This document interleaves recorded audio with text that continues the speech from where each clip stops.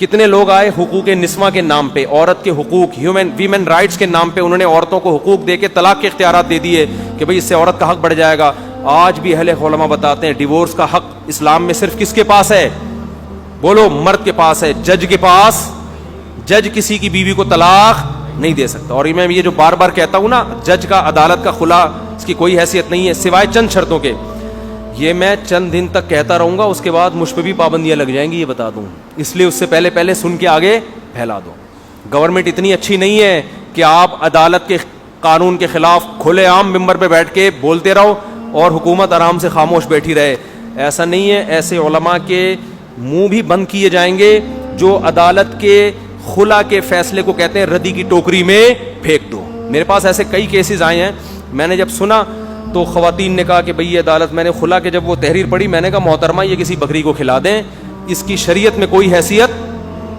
جس خدا نے آپ کو اس مرد کی بیوی بنایا, حلال کیا ہے, اس خدا کے حکم پر ہی آپ اس پر حرام ہوگی, اس کے بغیر کسی اور کے لیے حلال نہیں ہو سکتی. سمجھتے ہو؟ جج تو پکڑا رہے. آپ کی بیوی کا کسی سے ناجائز تعلق ہو جائے, بیوی جا کے بول دے مجھے نہیں رہنا, عدالت کہے گی جا خلا کی ڈگری لے بھائی, جہاں چاہے شادی کر. ایسے تھوڑی ہوتا ہے اسلام میں. نہیں آ رہا سمجھ میں تو چھوڑو, رہنے دو. تو عدالت نے تو کھلا کر دیا. میں کہتا ہوں جج صرف اپنی بیوی کو طلاق دے سکتا ہے, دوسروں کی بیویوں کو طلاق نہیں دے سکتا. ہم حکومت کے, یہ تو لبرل لوگ ہمیں حکومتوں کے غلام بنا رہے ہیں. ویسے یہ کہتے ہیں ہم غلامی کے قائل نہیں ہیں. او بھائی, تم نے ہمیں خدا کی غلامی سے نکال کے حکومتوں کا غلام بنا دیا کہ اپنی بیوی بھی آپ کی اپنی نہیں رہی ہے, وہ بھی گورنمنٹ کی پرمیشن سے آپ رکھ سکتے ہو. سمجھ میں نہیں آ رہی بات؟ گورنمنٹ کہے گی کہ آپ کے پاس ڈاکومنٹس ہے تو آپ کی بیوی ہے, نہیں ہے تو نہیں ہے. اسلام نہیں مانتا اس کو. اسلام کہتا ہے ایجاب و قبول ہو گیا آپ کی بیگم, ٹھیک ہے نا, ڈیورس دے دی, ختم. جج کی ڈیورس کوئی معتبر نہیں ہے سوائے چند کنڈیشن میں. چند کنڈیشن ایسی ہیں جس میں جج بھی نکاح ختم کر سکتا ہے, لیکن وہ بہت کم ہے.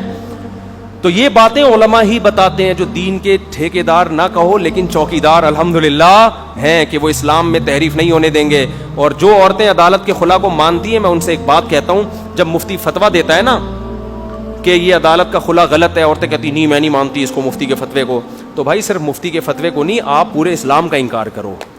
کیونکہ یہ چاروں فقہ کا فتویٰ ہے, حنفی, شافعی, مالکی, حنبلی, چاروں فقہ کے علماء کا فتویٰ ہے کہ عدالت کا جو موجودہ خلا کا پاکستان میں نظام چل رہا ہے وہ 100% بولو غیر, اس سے بیوی نکاح ختم نہیں ہوتا, نہ وہ کسی اور کے لیے حلال ہوتی سوائے چند صورتوں کے. تو جب آپ عورتیں عدالت سے خلا لیا کریں نا اور وہ مفتی کے فتوے کو نہیں مانے, تو بھائی مفتی ہی کی فتوے پر تو نکاح آپ کا ہوا تھا, اور شوہر کے لیے کیا ہوئی تھی؟ حلال. وہی اسلام, مفتی ہی تو فتویٰ دیتا ہے اسلام کی بیس پر کہ جب آپ کا شوہر مرے گا تو آپ کو اس کی جائیداد میں حصہ ملے گا. مفتی نے تو کہا نا, جب آپ کا ابا مرے گا تو آپ کے ابا کی جائیداد میں آپ کا حصہ ہوگا. تو اگر آپ نے اسلام کو اپنی ڈکشنری سے نکالنا ہے تو پھر پورا نکالیں. آپ کہیں ہم مفتیوں کے فتووں کو نہیں مانتے, ہم اسلام کو نہیں مانتے, ہم عدالت کے خلا کو مانتے ہیں, تو بھائی پھر عدالت کے خلا کو آپ مان رہے ہو جبکہ سارے مفتی کہہ رہے ہیں یہ کلعدم ہے, اس کی کوئی حیثیت نہیں ہے, اس کا مطلب آپ اسلام کو نہیں مانتے. تو جب اسلام کو نہیں مانتے تو پھر آپ کو آپ کے باپ کی وراثت میں سے حصہ نہیں ملے گا, کیونکہ انگریزوں کے ہاں باپ کی وراثت میں بیٹی کا حصہ بولو نہیں ہوتا جب تک وصیت نہ کی ہو. سمجھتے ہو؟ انگریزوں کے ہاں شوہر کے ذمے نہیں ہے بیوی کے حقوق اور نان نفقہ اٹھانا, تو آپ اپنے میاں سے انڈے پراٹھے کے پیسے ابے بول لو نا, نہیں مانگا کرو.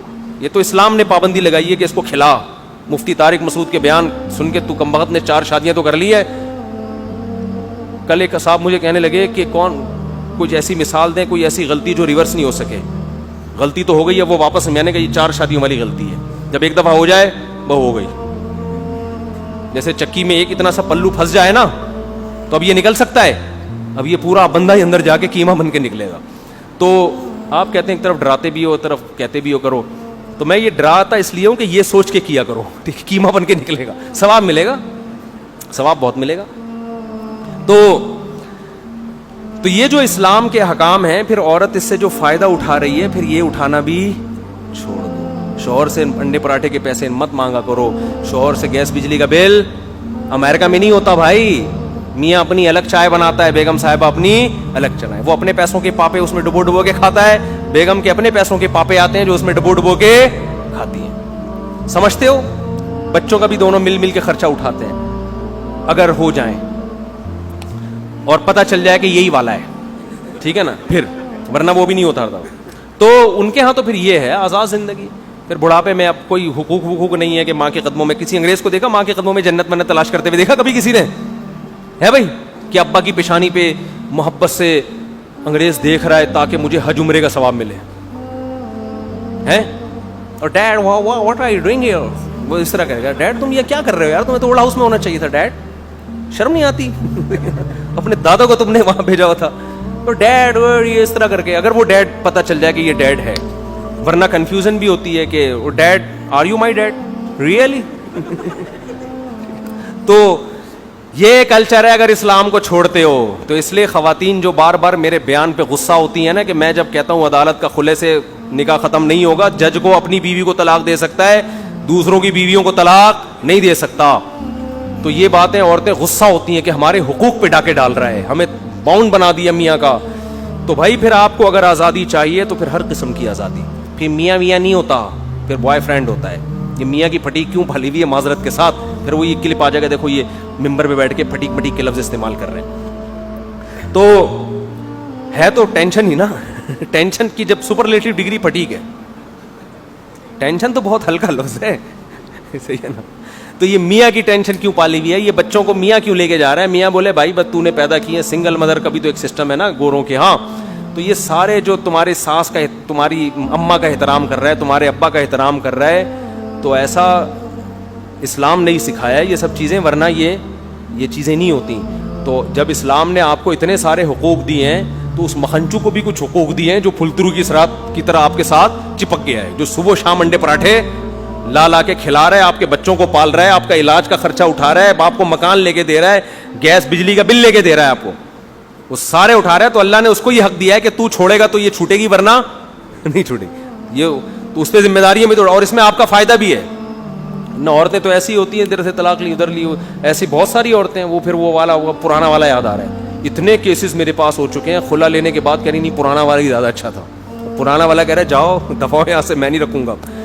تو وہ تو قوت فیصلہ نہیں ہے. تو اللہ کا شکر ہے اس امت میں علماء ہیں جنہوں نے اسلام میں تحریفات سے روکا ہوا ہے. تو قرآن کی آیت آج میں ختم کر کے تاکہ اگلے ہفتے اگلے سورت پہ چلیں. تو قرآن کہہ رہے ہے جب دلائل کی دنیا میں یہ ہار گئے, لا یزلقونک بابصارہم, تو اے نبی یہ اپنی نگاہوں سے آپ کو گرانا چاہیں گے. کیا مطلب آپ کی شخصیت کو مجروح کریں گے.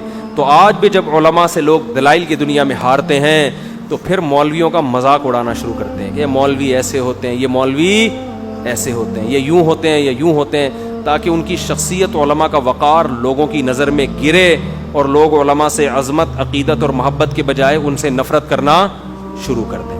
تو یہ آخری حربہ ہوتا ہے جو مشرکین مکہ کا تھا.